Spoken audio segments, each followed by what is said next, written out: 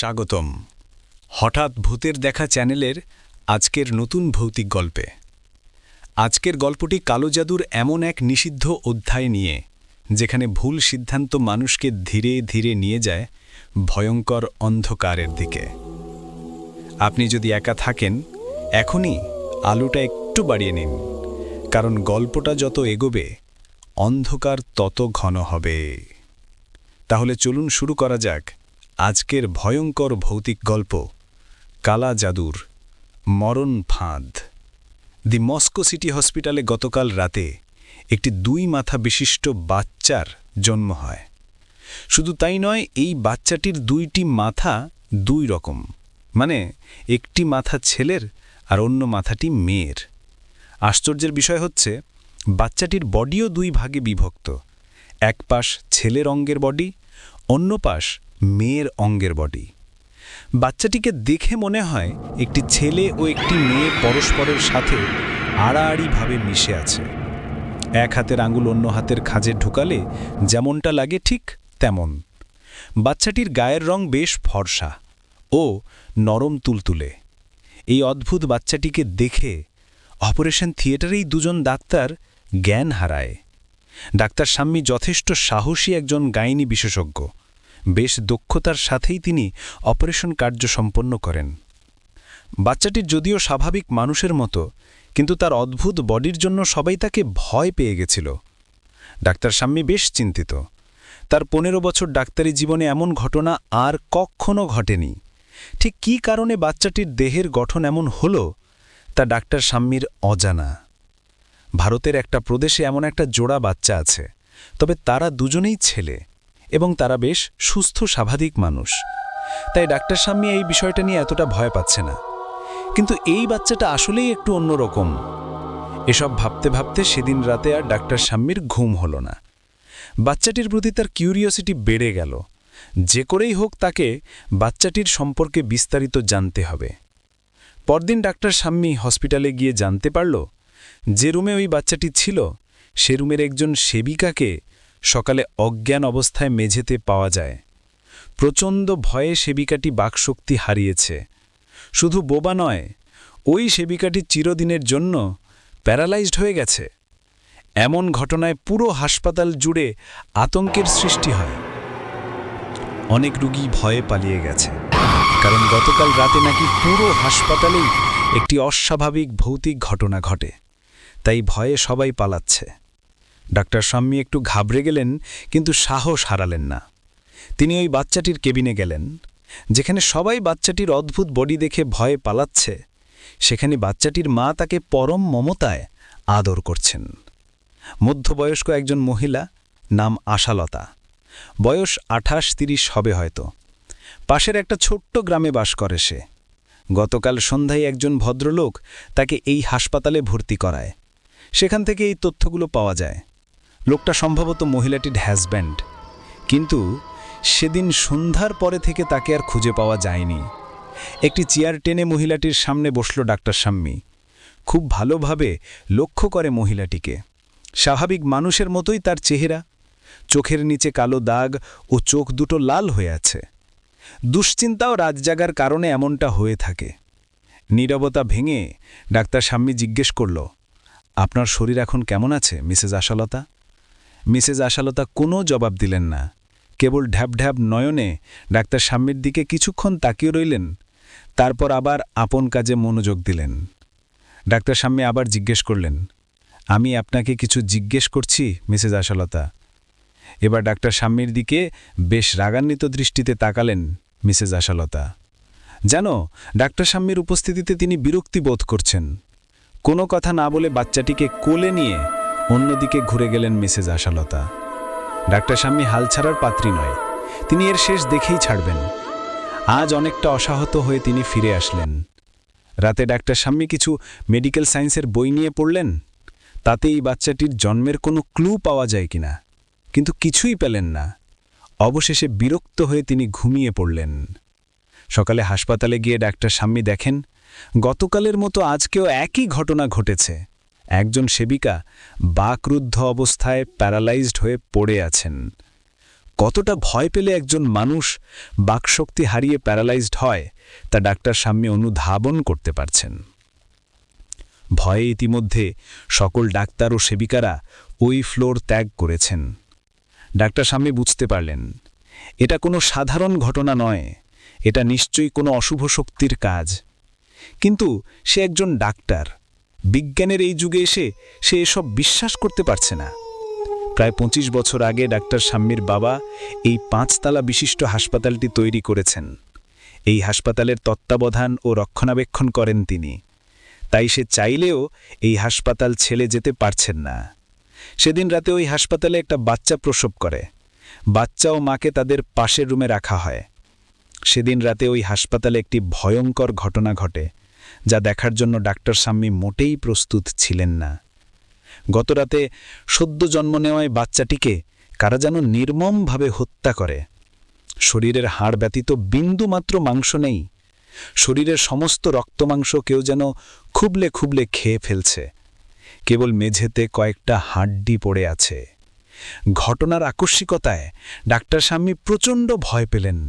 বাচ্চাটিকে কি নির্মমভাবে হত্যা করা হয়েছে, আর বাচ্চাটির মা সম্পূর্ণ উলঙ্গ অবস্থায় ফ্যানের সাথে ঝুলে আছে। জিহ্বাটা কেটে ফেলা হয়েছে। চোখ দুটো পাওয়া যায় মেঝেতে, ব্রেস্ট দুটো খুঁজে পাওয়া যায়নি। আর নিম্নাঙ্গ এতটাই ক্ষতবিক্ষত হয়েছে যে তার অস্তিত্ব নির্ণয় করা যায়নি। এমনকি শরীরে অসংখ্য আঘাতের দাগ পাওয়া যায়। বাচ্চাটিও তার মায়ের মৃত্যুতে ডাক্তার শাম্মী মর্মাহত। তাছাড়া পোস্টমর্টেম রিপোর্ট অনুযায়ী দেখা যায় মহিলাটি একাধিক লোক দ্বারা ধর্ষিত হয়েছে। কিন্তু যারা তাকে ধর্ষণ করেছে তারা কোনো সাধারণ মানুষ নয়, ভিন্ন কোনো প্রাণী।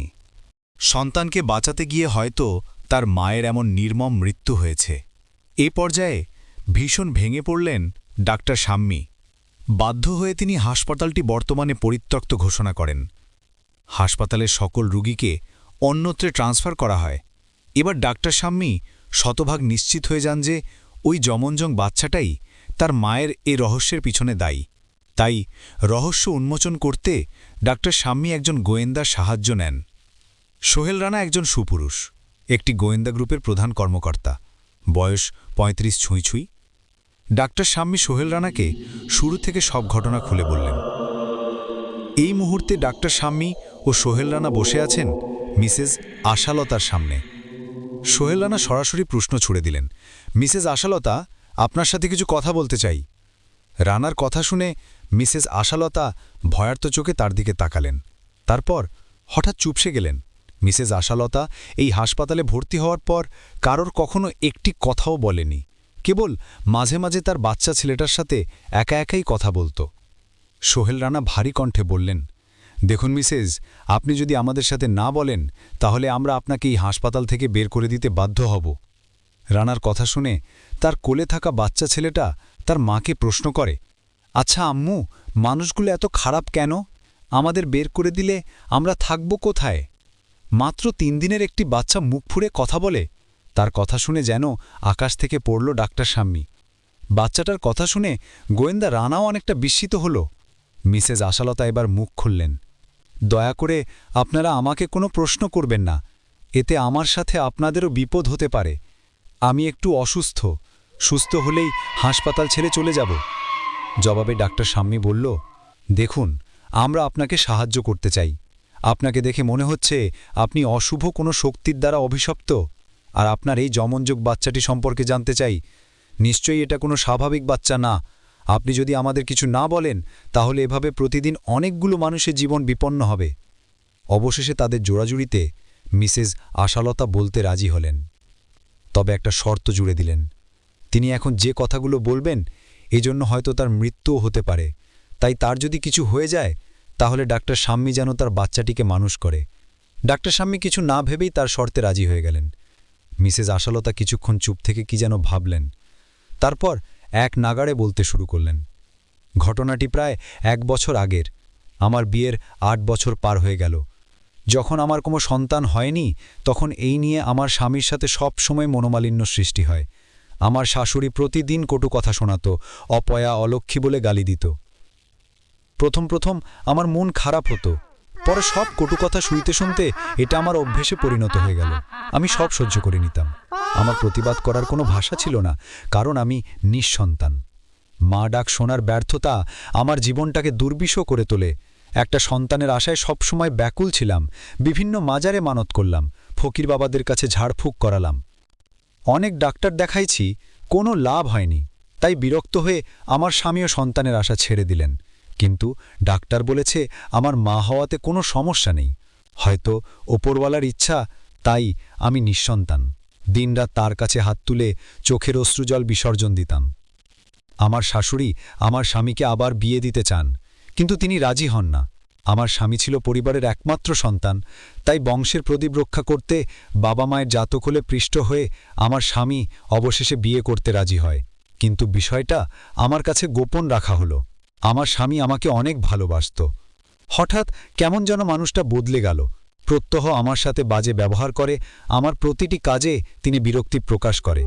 খুব মনোযোগ দিয়ে তার কথাগুলো শুনছেন ডাক্তার শাম্মী ও সোহেল রানা।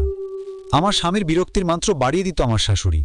প্রতিদিন তার জ্বলন্ত হৃদয় পেট্রোল ঢালত। আমার স্বামী দ্বিতীয় বিয়ে করতে প্রস্তুতি নিচ্ছে, তাই তারা চায় না আমি এই বাড়িতে থাকি। আমাকে এই বাড়ি থেকে বিতাড়িত করতে চাইলে আমি এর প্রতিবাদ জানাই, তাদেরকে আইনের ভয় দেখাই। এতে ক্ষিপ্ত হয়ে শ্বশুরবাড়ির লোকেরা আমার উপর অত্যাচার শুরু করে। মাঝে মাঝে আমার হাত পা বেঁধে ঘরে বন্দি করে মেরে রক্তাক্ত করত তারা।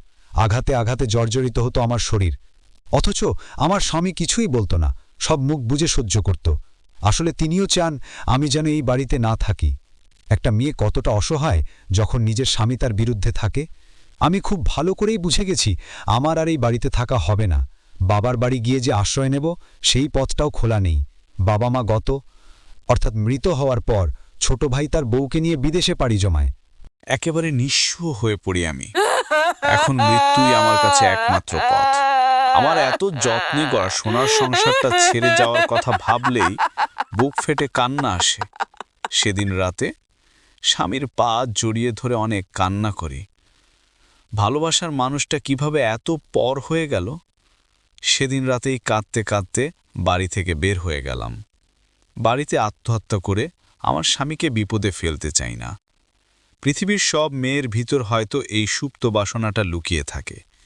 নিজের জীবন বিপন্ন হবে, তবু স্বামীর ভাগ কাউকে দিবে না। একদমই না। আমিও ঠিক তেমনটাই চাই। গ্রামের পাশের ছোট্ট নদীটি পার হয়ে চলে গেলাম ওই পাশের জঙ্গলের দিকে। নির্জন জঙ্গল, যেখানে সাধারণত মানুষজন ভয়ে যায় না। উদ্দেশ্য, আমি মারা গেলে কেউ যেন আমার লাশটাও খুঁজে না পায়। নদীতে নেমে স্নান করে নিলাম। বিষণ্ণতা কাটিয়ে মনটা একটু প্রফুল্ল হয়ে উঠল। আস্তে আস্তে হারিয়ে গেলাম ঘন জঙ্গলের ভেতর। চারিদিকে শুনশান নীরবতা। পায়ের নিচে শুকনো পাতার মচমচ শব্দ ছাড়া কিছুই শোনা যাচ্ছে না। মাঝে মাঝে দুই একটা ঝিঝি পোকা ডাকছে। ঘুটঘুটে অন্ধকার। হঠাৎ একটা শিকড়ের সাথে উষ্টাকে পড়ে গেলাম আমি। উঠে দাঁড়াতেই দেখলাম কিছু একটা সামনে দিয়ে দৌড়ে চলে গেল। কোনো বন্য প্রাণী হবে হয়তো। একটা শীতল বাতাসে গা ছমছম করে উঠল। অন্য কেউ হলে হয়তো রাতের বেলায় এই সময় এখানে থাকলে ভয়ে কুকড়ে যেত।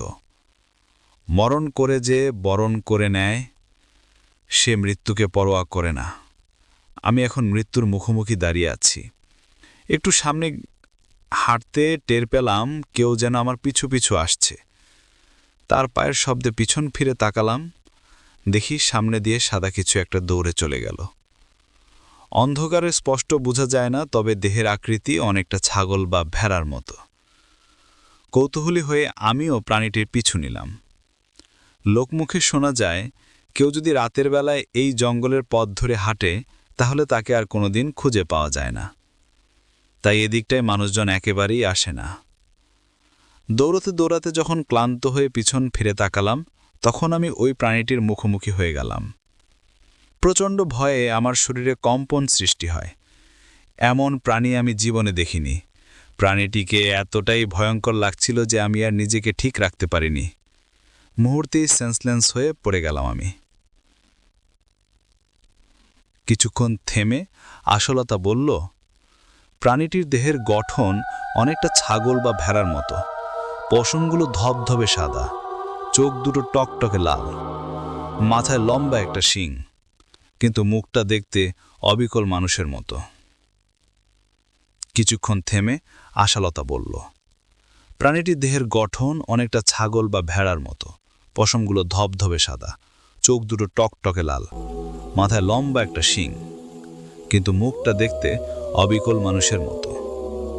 তার কথা শুনে সোহেল রানা ও ডাক্তার শাম্মী স্তব্ধ হয়ে গেলেন।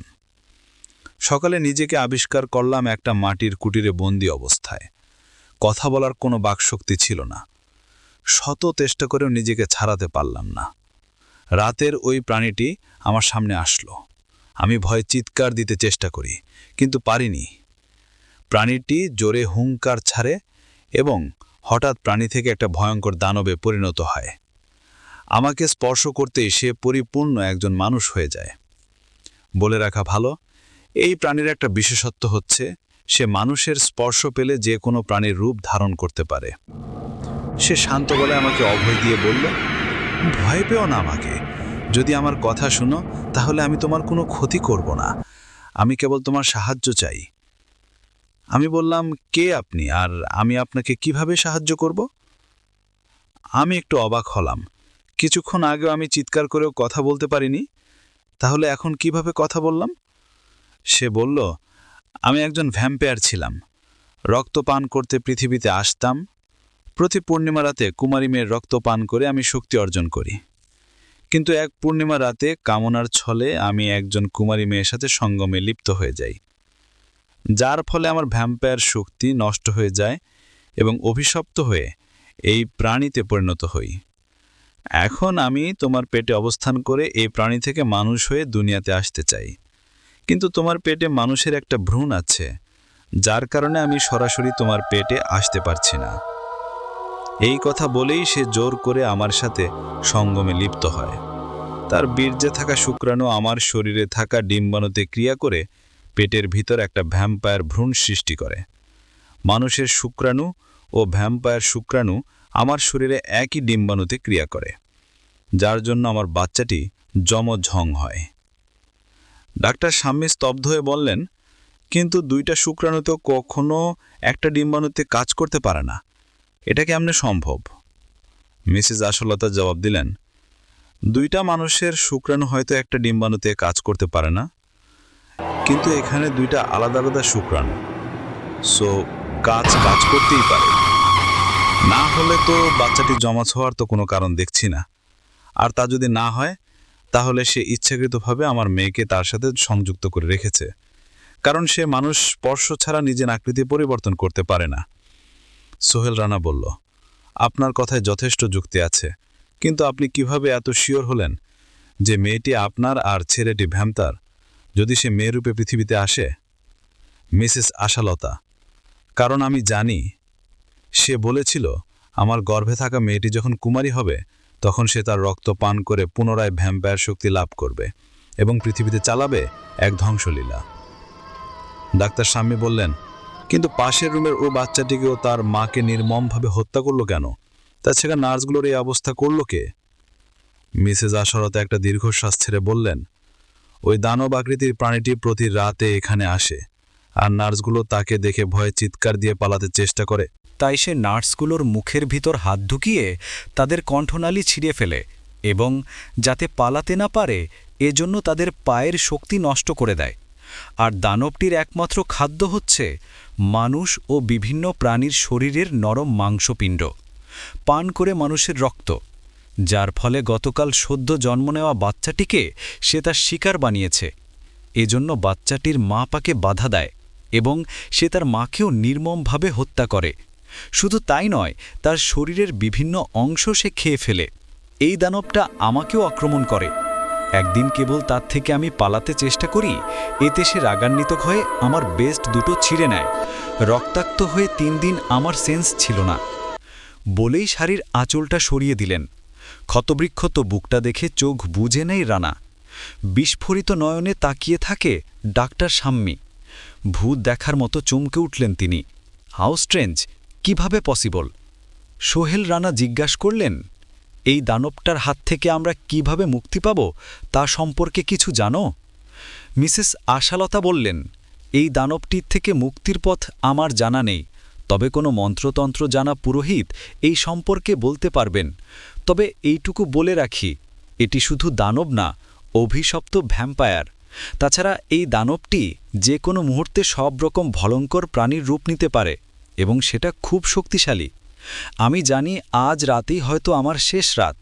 এই পিচাস দানবটা আমায় ছাড়বে না।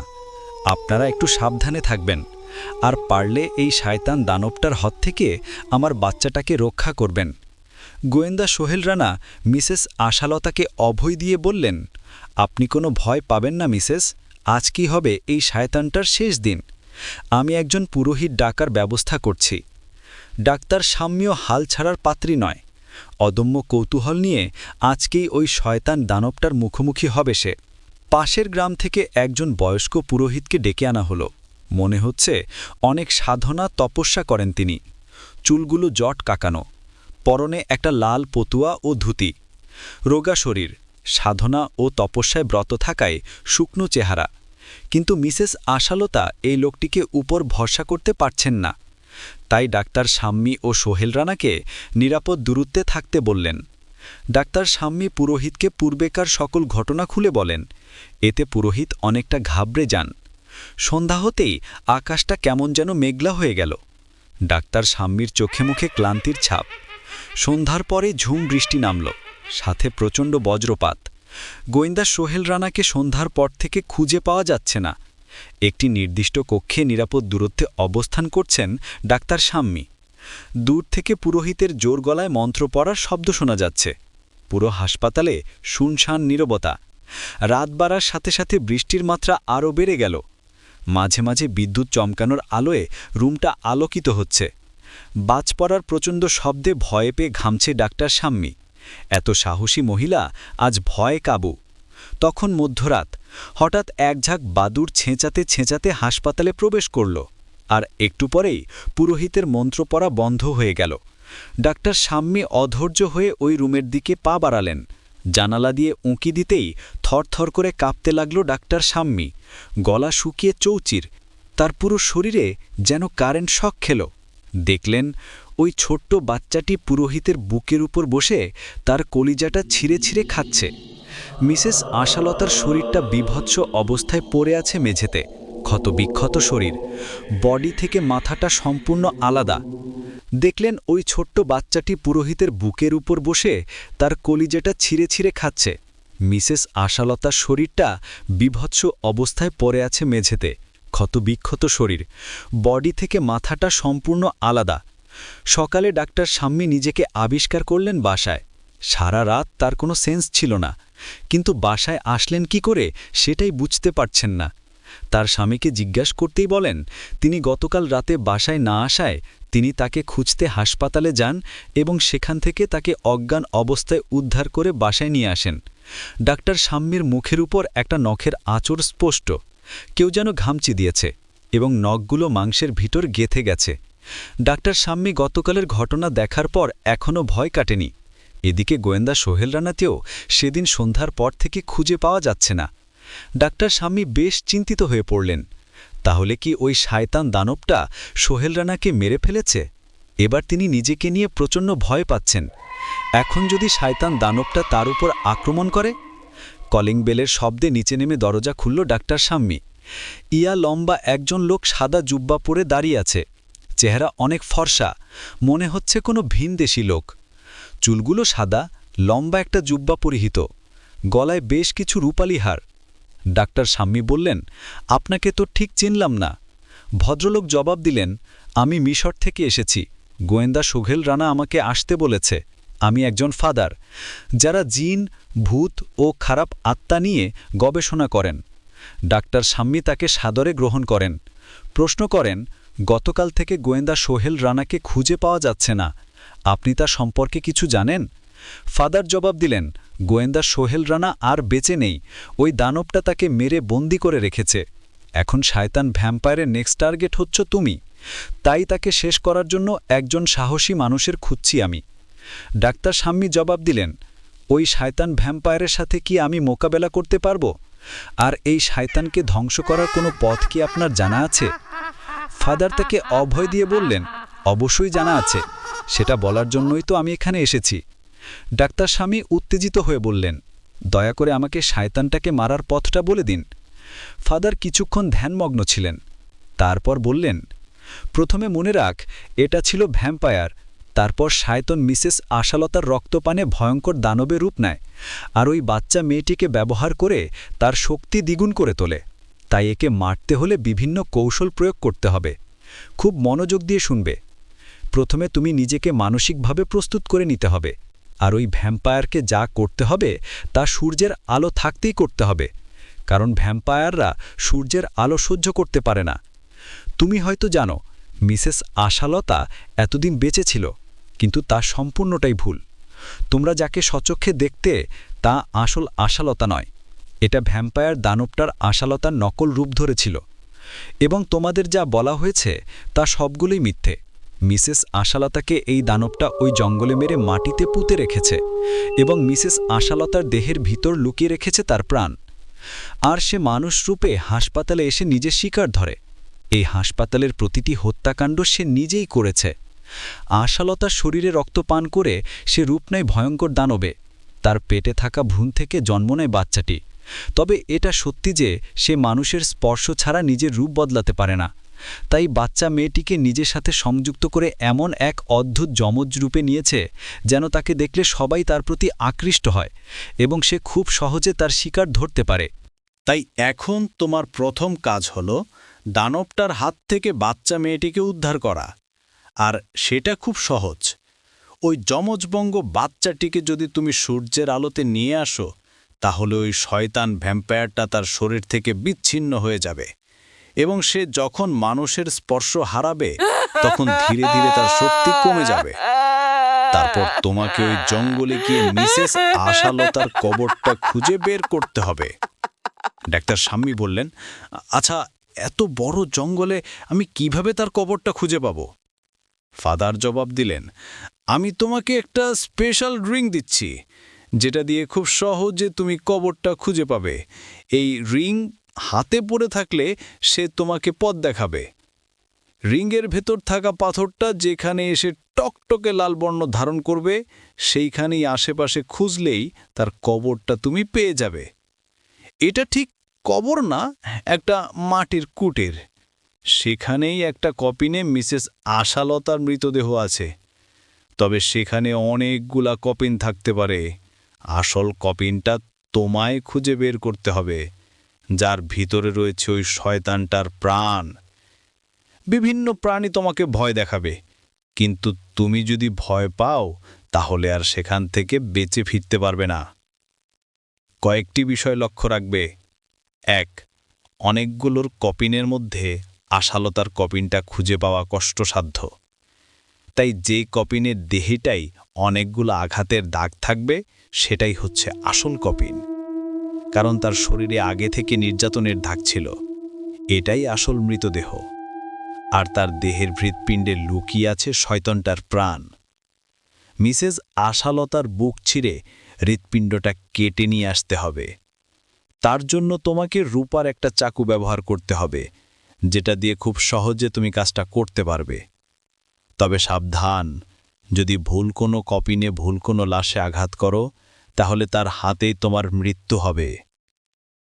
2. ওই কুটিরের ভিতর অন্ধকার থাকতে পারে, তাই কিছু দিয়াশলাই ও মোমবাতি নিয়ে যাবে, কারণ যদি টর্চ লাইট নিয়ে যাও তাহলে শয়তানটা সেটা নষ্ট করে দিতে পারে, আর তুমি সেটা আবার জ্বালাতে পারবে না। কিন্তু মোমবাতি নিভে গেলেও তুমি সেটা আবার জ্বালাতে পারবে, তবে তার জন্য তুমি 10 সেকেন্ড সময় পাবে। 10 সেকেন্ড পার হয়ে গেলে কিন্তু ওই শয়তানটা তোমাকে আক্রমণ করতে পারে। 3. জঙ্গলে যাওয়ার পূর্বে কিছু মোষ বা ভেড়া নিয়ে যেতে হবে। তাদের শরীরে কিছু বিষাক্ত রাসায়নিক পদার্থ মিশিয়ে দিলে ভেড়াগুলোর রক্ত বিষাক্ত হয়ে যাবে।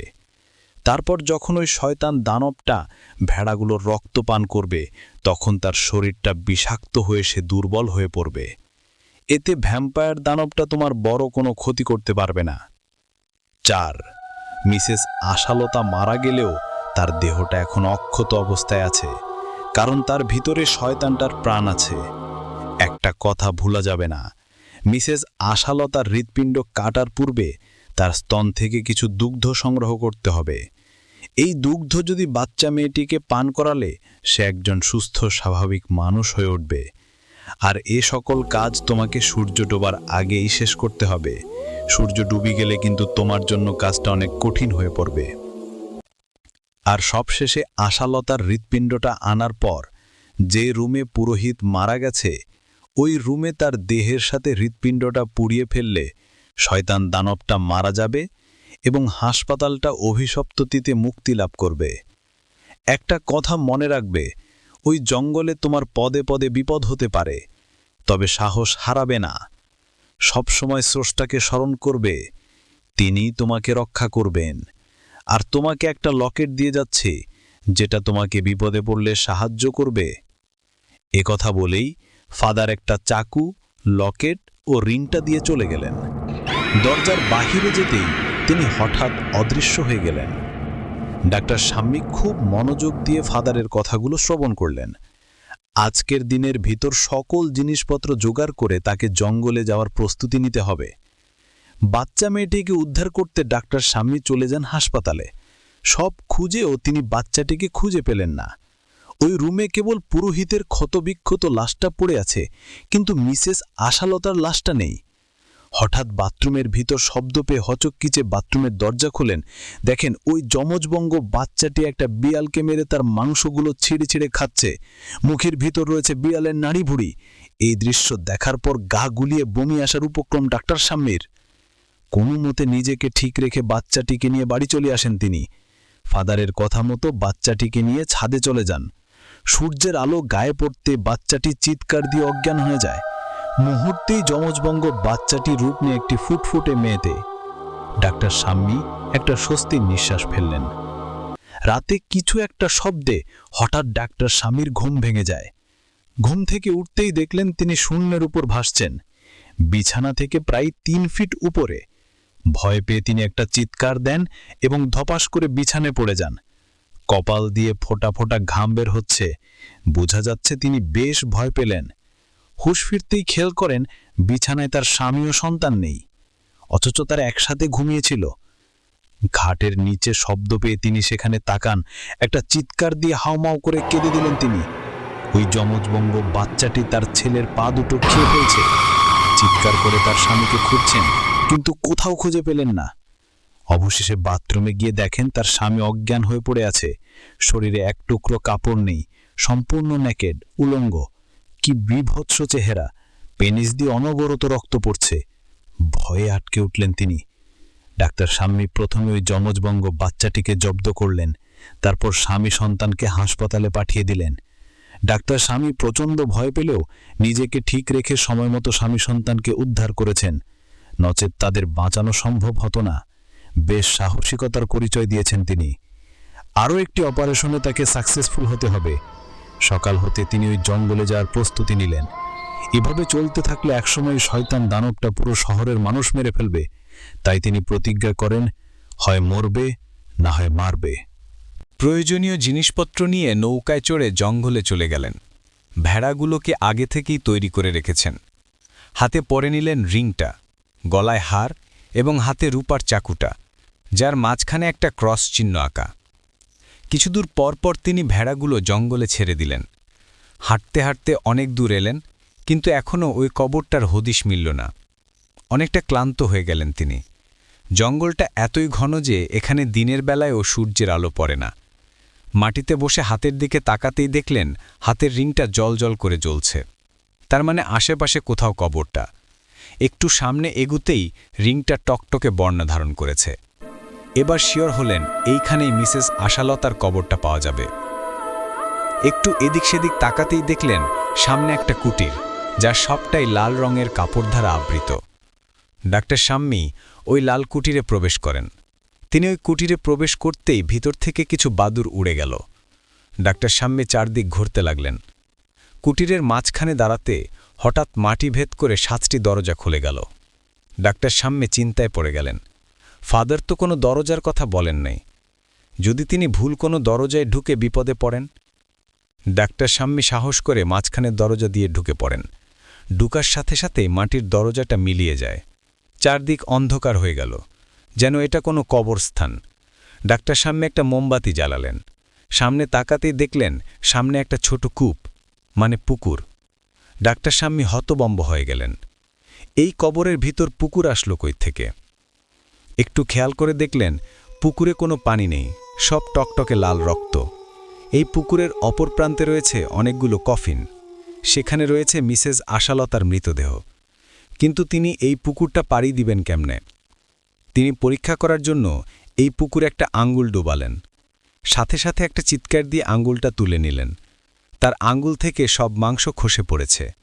নিজের আঙ্গুলের হাড্ডি দেখে থরথর কাঁপতে লাগলেন ডাক্তার সাম্যে। রক্তগুলো এতটাই ঠান্ডা যে এখানে যদি কেউ নামে তাহলে সে 10 সেকেন্ডের মধ্যে বরফ হয়ে যাবে। তার হাত কাঁপুনি দিয়ে মোমবাতিটা পুকুরে পড়ে গেল। পুকুরে পড়তেই মোমবাতিটা গলে গেল। পুকুরের রক্তগুলো শুধু ঠান্ডা না, এখানে এমন কিছু পোকা আছে যেগুলো পুকুরে কিছু পড়লেই সেটা খেয়ে ফেলে। ডাক্তার সাম্যি নিজের আঙ্গুল দেখে তা উপলব্ধি করেন। ডাক্তার সাম্যি ভয়কে কাঁদতে লাগলেন। তাহলে কি তিনি ভুল কোনো দরজায় ঢুকে পড়লেন? হঠাৎ কিছু একটা যেন তার ঘাড়ে থাবা মারে এবং সেখান থেকে টপ টপ করে রক্ত পড়তে থাকে। ফাদারের কথা মনে পড়তেই তিনি আবার একটি মোমবাতি জ্বালালেন। প্রচণ্ড ব্যথায় কোকি উঠলেন তিনি। মোমবাতিটা সামনে রেখে একমনে স্রষ্টাকে স্মরণ করেন। তার শরীর থেকে রক্ত পড়ে পুকুরের মাঝখানে একটা সরু পথ তৈরি হয়ে গেল। অপর প্রান্ত থেকে কেউ যেন বলল অনেকটা সোহেল রানার কণ্ঠে, ভয় পেও না, আমি আছি তোমার সাথে। এই পথ অনুসরণ করে এপারে চলে আসো। পথটা এতটাই সরু যে একসাথে 2 পা ফেলা যাবে না। ভয়ে ভয়ে তিনি হাঁটতে শুরু করলেন। মাছ পুকুরে আসতেই একটা দমকা বাতাসে মোমবাতিটা নিভে যায়, আর অমনি ডাক্তার স্বামী পা ফসকে পড়ে যায় পুকুরে। পুকুরে পড়া ঠিক আগ মুহূর্তে কিছু একটা এসে যেন তাকে বাতাসের গতিতে ওপারে নিয়ে যায়। অন্ধকারে তার চেহারা স্পষ্ট বোঝা যায় না। আবার একটা মোমবাতি জ্বালালেন। সবগুলো কফিন খুঁজতে লাগলেন। প্রত্যেক মৃতদেহের পোশাক খুলে দেখেন, কিন্তু কোথাও আসল মৃতদেহটা খুঁজে পেলেন না। তাহলে কি ফাদার তাকে মিথ্যে বলল? বিরক্ত হয়ে ডাক্তার সাম্মি যখন ভুল কোনো দেহে আঘাত করতে যাবে, ঠিক সেই মুহূর্তে আগের মতো একটা আওয়াজ আসলো। মিসেস আশালতার মৃতদেহটা মাটির নিচে। পিছনে তাকাতে একটা অবয়ব হাওয়ায় মিলিয়ে গেল। মাটি খুঁড়ে মিসেস আশালতার মৃতদেহটা বের করলেন। রূপার চাকু দিয়ে আঘাত করতে বুকটা 2 ভাগে ভাগ হয়ে গেল। চোখ মেলে তাকালেন মিসেস আশালতার মৃতদেহটা। ভয়ে দূরে ছিটকে পড়লেন ডাক্তার সাম্যে। থরথর করে কাঁপছেন তিনি। জোরে জোরে নিঃশ্বাস পড়ছে তার। ডাক্তার সাম্যে একটা ভুলে করে ফেললেন। তাড়াহুড়া করতে গিয়ে তিনি মিসেস আশালতার স্তন থেকে দুগ্ধ সংগ্রহ করেননি। ডাক্তার স্বামী ভালো হারালেন না। মিসেস আশালতার বুকের ভিতর চাকু ঢুকিয়ে হৃৎপিণ্ডটা কেটে নিলেন। কিন্তু ভুলবশত হৃৎপিণ্ডটা চাকুর আঘাত লেগে কেটে যায়। কিছুক্ষণের মধ্যেই কুটিরের ভিতর একটা তোলপাড় সৃষ্টি হয়। পুকুরের সকল রক্ত উপচে পড়ে ডাক্তার সাম্মির গায়ে। রক্তে মাখামাখি হয়ে যায় তার শরীর। কিন্তু তার কিছুই হলো না। সেই অবয়বটা কিভাবে জানি তাকে রক্ষা করেন। তিনি বুঝতে পারলেন এটা গোয়েন্দা সোহেল রানার মৃত আত্মা, যা তাকে নিশ্চিত মৃত্যুর হাত থেকে বাঁচিয়েছে। হৃৎপিণ্ডটা নিয়ে বাহিরে আসলেন। তখন প্রায় সন্ধ্যা হতে লাগল। কিন্তু তিনি জঙ্গল থেকে বের হওয়ার পথ হারিয়ে ফেললেন। এদিকে সূর্যটাও ডুবতে লাগল। ডাক্তার স্বামী বুঝতে পারছেন না তিনি ঠিক কত সময় কুটিরের মধ্যে ছিলেন। মনে হচ্ছে অনেক বছর পর তিনি অন্য জগৎ থেকে বেরিয়ে আসলেন। তখন সন্ধ্যা পেরিয়ে আধার নেমে আসলো। জঙ্গল থেকে বের হওয়ার জন্য তিনি দিক বিদিক ছুটতে লাগলেন। অন্ধকার হওয়াতে ভাবলেন আজকের রাতটা এখানেই কাটিয়ে দিবেন। প্রচণ্ড বাতাসে গাছগুলো কাঁপছে। চারদিকে বিভিন্ন প্রাণীর অদ্ভুত শব্দ শোনা যাচ্ছে। হঠাৎ যেন সবকিছু আগের মতো শান্ত হয়ে গেল। ডাক্তার স্বামী ভয়ে ভয়ে সামনে এগিয়ে চলছেন। একটি মোমবাতি জ্বালালেন। সামনে তাকাতে বিশাল একটা মোটা গাছ ধপাস করে তার সামনে পড়ল। গাছের একটা ডাল ডাক্তার স্বামীর মাথায় আঘাত করল। তিনি মাটিতে লুটিয়ে পড়লেন। একটু পরই গাছ ভেদ করে একটা মানুষ বেরুলো, যার কোনো মাথা নেই। মাথার স্থান থেকে ফিনকি দিয়ে রক্ত পড়ে ভেসে যাচ্ছে পুরো শরীর। অনুমান করে বুঝলেন এটা গোয়েন্দা সোহেল রানার বডি। ভয় পেয়ে তিনি পিছন ফিরে তাকাতে যেন কারেন্ট শক খেলেন। প্রচণ্ড ভয়ে মুখ দিয়ে কোনো শব্দ বের হলো না। ছাগলের মতো দেখতে এমন হাজার হাজার প্রাণী তাকে চারদিক থেকে ঘিরে ধরেছে, যাদের চোখ দুটো টকটকে লাল, পশমগুলো সাদা, মাথায় লম্বা একটা শিং, কিন্তু মুখটা দেখতে অবিকল মানুষের মতো। আশ্চর্যের বিষয় হলো ওই প্রাণীগুলোর মধ্যে 2টো মুখ ছিল গোয়েন্দা সোহেল রানা ও মিসেস আশালতার। ডাক্তার স্বামী বাঁচার আশা ছেড়ে দিলেন। প্রাণপণে পাগলের মতো ছুটছেন সামনের দিকে। তার পিছু পিছু গড়গড় শব্দ করে আসছে প্রাণীগুলো, যেন তাকে ধরতে পারলে ছিঁড়ে ছিঁড়ে খাবে। দৌড়াতে দৌড়াতে প্রায় জঙ্গলের শেষ প্রান্তে পৌঁছে যান তিনি। জঙ্গলের শেষ প্রান্তে কোনো পথ নেই, সামনে একটা লেক, লেকের পাড়ে ছোট একটা নৌকা বাঁধা। পিছন ফিরে তাকাতেই ওই প্রাণীগুলো তার দিকে হিংস্র বাঘের মতো ছুটে আসছে। তিনি নৌকায় গিয়ে উঠলেন। তিনি খুব ভালো করে বুঝে গেছেন তার বাঁচার কোনো পথ খোলা নেই, মৃত্যুই তার একমাত্র পথ। নৌকা নিয়ে একটু দূরে সরে আসলেন। কিছু দূর আসতেই তীরে দাঁড়িয়ে থাকা প্রাণী থেকে কিছু প্রাণী লেকের পানিতে ঝাঁপিয়ে পড়লেন এবং তার দিকে আসতে থাকলেন। ডাক্তার শাম্মী ভাবলেন, আমি মরে গেলেও আফসোস নেই, কিন্তু এই শয়তান দানবটা যদি বেঁচে থাকে তাহলে নষ্ট হবে হাজার হাজার মানুষের প্রাণ। তাই তিনি নিজের শাড়িটা খুলে ফেললেন। মিসেস আশালতার হৃৎপিণ্ডে প্যাঁচিয়ে নিলেন শাড়িটা, যেখানে আছে শয়তান দানবটার প্রাণ। প্রাণীগুলো নৌকার কাছে আসতেই তিনি কাপড়ে আগুন ধরিয়ে দেন। দাউ দাউ করে আগুন জ্বলে উঠল। নৌকার উপর যেন একটা বোমা বিস্ফোরণ হল, আর মুহূর্তের ভিতর ওই ভয়ঙ্কর প্রাণীগুলো হাওয়ায় মিলিয়ে গেল। পরের দিন ডাক্তার শাম্মীকে মুমূর্ষু অবস্থায় সেখান থেকে উদ্ধার করা হয়। জ্ঞান ফেরার পর তিনি আজ পর্যন্ত একটা কথাও বলেননি। এর ঠিক কিছুদিন পর ডাক্তার শাম্মী ওই হাসপাতালের একটি রুমে ফ্যানের সাথে ঝুলে আত্মহত্যা করেন। অন্যদিকে ওই জমজঙ্গ মেয়েটি আর কোনোদিন স্বাভাবিক জীবনে ফিরে আসতে পারবে না। সারা জীবন যেমন আছে তেমনই থাকবে। জমজঙ্গ। Moral of the story, doctor Shammi আত্মহত্যা করল কেন? উত্তর, ফাদারের শর্ত অনুযায়ী ডাক্তার শাম্মী কাজটি সম্পূর্ণ করতে পারেনি, তাই ডাক্তার শাম্মীর জীবন বিপন্ন হবে এটা স্বাভাবিক। দ্বিতীয়ত, মাত্রাতিরিক্ত ভয় পাওয়ার কারণে ডাক্তার শাম্মী বাকশক্তি হারায়। তৃতীয়ত, ওই হাসপাতালে পুরোহিতের লাশটি সৎকার করা হয়নি, যার ফলে ওই হাসপাতালটি অভিশপ্ত হয়ে যায় এবং ডাক্তার শাম্মী হাসপাতালে যাওয়ার কারণে পুরোহিতের অতৃপ্ত আত্মার হাতেই তার মৃত্যু হয়। দ্বিতীয় প্রশ্ন, ফাদারের শর্ত অনুযায়ী মিসেস আশালতার স্তনের দুগ্ধ পান করলে জমজঙ্গ বাচ্চাটি স্বাভাবিক মানুষের মতো সুস্থ হয়ে উঠবে, কিন্তু ডাক্তার শাম্মী শর্ত অনুযায়ী দুগ্ধ সংগ্রহ করতে পারেনি, তাই বাচ্চাটিও স্বাভাবিক হতে পারেনি। যেমন আছে তেমনই থাকবে, মানে বাচ্চাটি দৈহিকভাবে আর বড় হবে না, ছোট থাকবে সারা জীবন। তৃতীয় প্রশ্ন, শয়তানটা কি মারা গেছে? উত্তর, অবশ্যই শয়তানটা মারা গেছে। আশা করি উত্তরগুলো পেয়ে গেছেন। সবার ধারণা ছিল ডাক্তার শাম্মী বেঁচে যাবে এবং বাচ্চাটিও সুস্থ হয়ে যাবে, তবে এটা ভুল ধারণা। অবশেষে যারা ধৈর্য নিয়ে পুরো গল্পটি শুনেছেন তাদের জন্য রইল এক আকাশ ভালোবাসা। এই ছিল কালো জাদুর মরণফাঁদ। একটি ভুল পদক্ষেপ, একটি ভুল সিদ্ধান্ত, আর তারপর পুরো জীবন জড়িয়ে যায় অশুভ শক্তির মাঝে। নিষিদ্ধ জাদুর পরিণতি কখনোই ভালো হয় না। গল্পটি ভালো লেগে থাকলে হঠাৎ ভূতের দেখা চ্যানেলটি সাবস্ক্রাইব করতে ভুলবেন না। আবার আসছি নতুন ভৌতিক গল্প নিয়ে। সাবধানে থাকুন, নিরাপদে থাকুন।